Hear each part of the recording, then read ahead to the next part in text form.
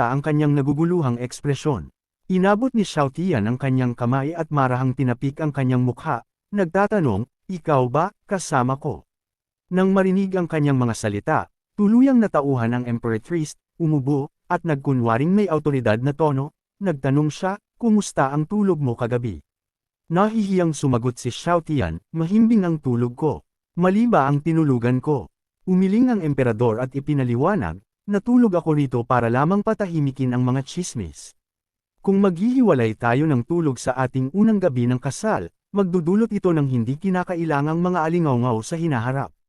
Maaaring paminsan-minsan akong tumira rito. Magtatalaga ako ng ilang tao para tulungan ka. Kung may kailangan ka, magtanong ka lang. Pagkatapos nito, naghanda nang umalis ang Emperoress, ngunit nang makarating na siya sa pinto, lumingon siya at sinabi, paumanhin sa pagtawag ko sa iyo rito para sa aking sariling kapakinabangan. Pinanood siyang umalis, inalala ni Xiao Tian ang init ng nakaraang gabi at hindi napigil ang humalaklak ng malakas, iniisip, tunay na isang dakilang Emperoress. Ang babaeng sumusuporta sa akin ay talagang kahanga-hanga. Ang aking magagandang araw ay malapit nang magsimula.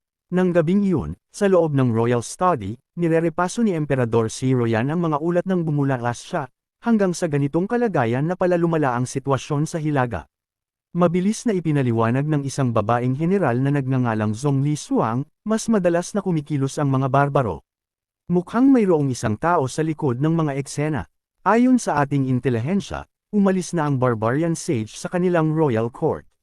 Nang marinig ito, ibinagsak ng Emperoress ang report sa mesa, nagdedeklara, ako mismo ang mamumuno sa mga tropa upang putulin ang kamay na nangangahas na umabot sa atin.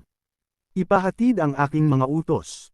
Sa loob ng 3 araw, General Zhang, sasamahan mo ako sa ating pagmarcha pahilaga.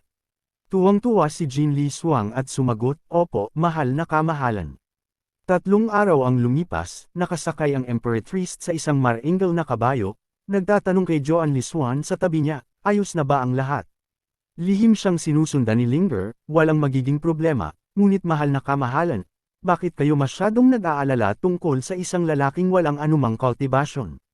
Bahagyang ngumiti ang Emperoress, pagkatapos kong pakasalan siya, ang kapalaran ng Great Flame Dynasty ay naging mas matatag, at maging ang aking lakas ay bumuti. Ngayon, umalis na tayo. Agad na kinilala ng mga sundalo ang kanyang utos at nagsimula sa kanilang paglalakbay pahilaga. Hindi kalayuan, isang mapagmataas na figure ang tumingin sa umaalis na hukbo. Ito ang anak ni Zhongli Xuan na si Zhongling. Bumantong hininga siya ng malalim, talagang kakaiba si Ina.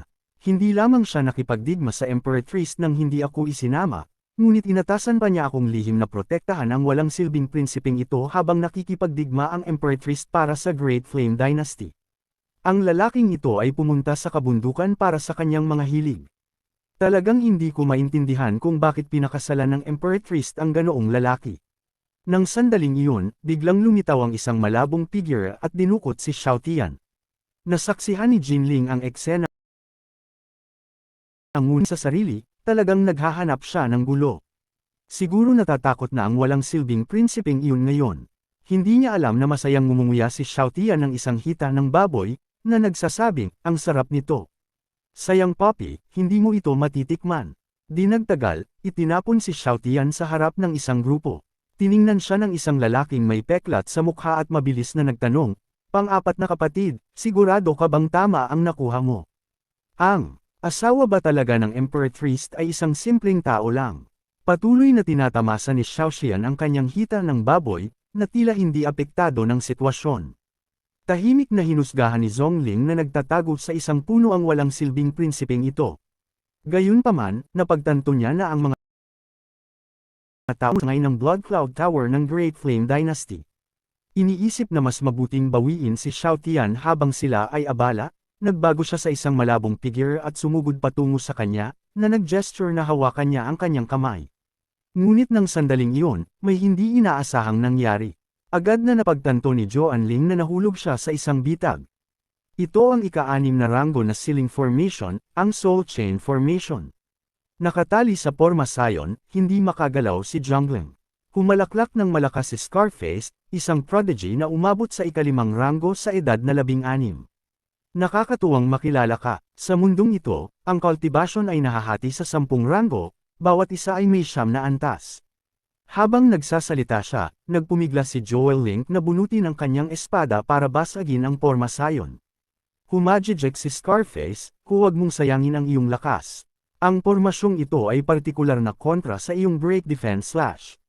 Nagulat si Sean Ling, sino ka? Paano mo nalaman ang tungkol dito? Siya si Smurf, paano ko malalaman?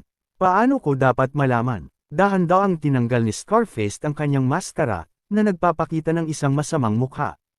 Ilang sandali ang lumipas, hinayla ang laban sa isang yungib. Galit na sumigaw si John Ling, Liang Shou, kaya buhay ka pa pala.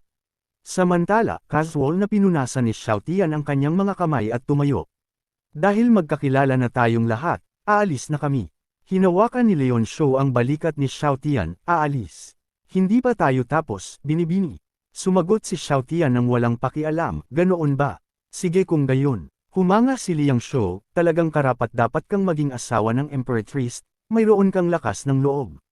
Bigla siyang naglabas ng isang supot na tela, tunawin mo ito sa tubig at isaboy mo sa martial arts arena ng Emperoress.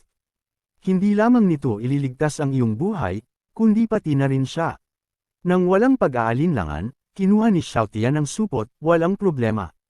Bahagyang nagulat si Liang Shou sa katapangan ni Xiao Tian, naglabas siya ng isang maliit na bote, ang iyong salita lamang ay hindi sapat, kailangan mo rin. Bago pa niya matapos, mabilis na kinuha ni Xiao Tian ang bote at ininom ang laman nito. Lubos na nagulat si Liang Shou. Mayroon pa bang mga taong kusang naghahanap ng kamatayan sa panahong ito? Pinunasan ang kanyang bibig, ibinalik ni Xiao Tian ang walang lamang bote, maaari na ba akong umalis? Kung matatagalan ako, maaaring maghinala ang mga babaeng gwardya, hindi yun makakatulong sa pagtupad mo sa iyong gawain. Nakatitig si Liang Shou sa walang lamang bote, nakakaramdam ng hindi mapalagay, ano ang susunod kong gagawin? Ang sitwasyong ito ay higit pa sa inaasahan ko. Pantay na nena si Xiao Tian, napaka-kooperatiba ko na, bakit hindi mo pa ako pinapayagang umalis? Nasasaksihan ang sitwasyon, hindi napigilan ni Joel Ling ang sumigaw sa galit, kasuklam-suklam. Bulag siguro ang Emperoress para piliin ang isang duwag na tulad mo. Si Liang Shou naman ay umaasa ng hidwaan sa pagitan ng dalawang, idiot, tanging ang mga nakauunawa sa kasalukuyang sitwasyon ang tunay na mga bayani. Sa tingin mo ba lahat ay kasing inosente mo at ng iyong ina, na hindi nakikita ang mas malaking larawan? Siyempre, alam ni Joel Ling ang mga panloob at panlabas na hamon na kinakaharap ng Great Flame Dynasty. Napagod na sa kanilang pagtatalo, itinuro ni Xiao Tian si Joan Ling at nagtanong, maaari ko na ba siyang isama at umalis? Tumanggi si Liang Shou, hindi, mayroon akong ilang bagay na dapat ayusin sa kanya. Hindi yan maaari, sabay kaming lumabas. Kung hindi siya sasama sa akin, para na rin akong patay. Sa puntong ito, sumigaw ang isa sa mga tauhan ni Leon Shou, tumahimik ka kung hindi ka marunong magsalita. Nang makita ang hindi natitinag na paninindigan ni Xiao Tian, galit na sumugod sa kanya ang mga tauhan. Nang akmang hawakan na ang buhok ni Xiao Tian, sumigaw ng nag-aalala si Joan Ling, Xiaoxian. Tutal, ang prinsipe ay isang ordinaryong tao lamang na walang cultivation, paano niya matatagalan ang gayong atake? Ngunit sa pagtataka ng lahat, humikab lamang si Xiao Tian na tila naiinip. Nagulat silang lahat, paano siya naging ganoon ka-nonchalant? Pagkaraan ng isang segundo, nagbago ang mukha ni Xiao Tian, talaga bang kailangan mong maging ganoon kahilig humawak? Talagang kinasusuklaman ko ang mga taong humahawak sa aking buhok. Sa isang mabilis na suntok, agad na naging abo ang sumalakay. Nagulat ang lahat ng naruroon, ang lalaking iyon ay isang eksperto sa ikalimang ranggo. Nang mawala ang usok, mayroon na ngayong malaking butas na sumabog sa yungib. Sa isang casual na pagwagayway ng kanyang kamay, nagpakawala si Xiao Tian ng isang buhawi ng matinding enerhiya, na nagpapausok sa lahat ng nahawakan nito. Itinapon si Lian Jishu sa lupa ng natitirang lakas. Lumapit si Xiao Tian sa kanyang mukha na walang ekspresyon, nakatingin sa kanya. Ang gusto ko lang ay maging isang tamad na prinsipe, para tamasahin ang simpleng mga araw. Bakit hindi mo ako pinapayagang maging ganoon? Hindi ba't sapat na akong nakipagtulungan? Bakit mo ako pinilit na kumilos? Natakot, lumuhad si Liang Shou, Cowtown, paulit-ulit, ngunit sa sumunod na sandali, nagsimula ng magkawatak-watek ang kanyang anyo, unti-unting naging abo. Pagkatapos maayos ang usapin, lumingon si Xiaotian kay Xuanling na tulala na sa nasaksihan. Sa pagpapanik, nagmakaawa siya, Prinsipe, napagtanto ko ang aking pagkakamali. Ipinapangako ko, hindi na ito mauulit. Bago pa niya matapos, walang kahirap-hirap na binali ni Xiaotian ang porma sayon gamit ang kanyang kamay. Pagkatapos ay nagbiro siya, baliw ka ba? Dito ka lang at huwag kang gagalaw.